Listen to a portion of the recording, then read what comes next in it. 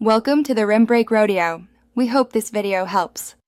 You start by creating or signing into your Wealthfront account and choosing a clear goal. Explain why. Goals determine risk, tax strategy, and automatic rules. Once done, link your bank so transfers can flow. Make sure to verify the microdeposits if your bank doesn't support Instant Link.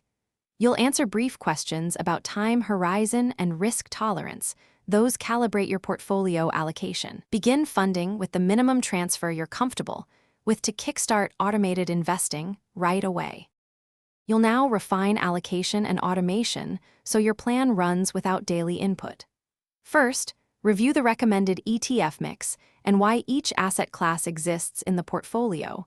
This explains diversification and expected behavior in up or down markets.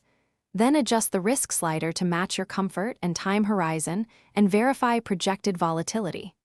Next, enable recurring deposits and Wealthfront features like tax loss harvesting or direct indexing if available. These lower taxes and improve after-tax returns over time. You finish by monitoring and executing transactions while keeping an eye on taxes and timing.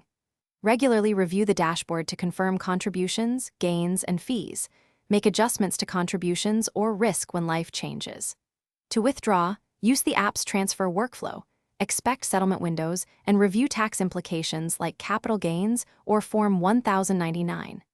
If something goes wrong, first retry the bank link and app updates. Then collect screenshots and contact Wealthfront support promptly so they can resolve transfers or account access quickly.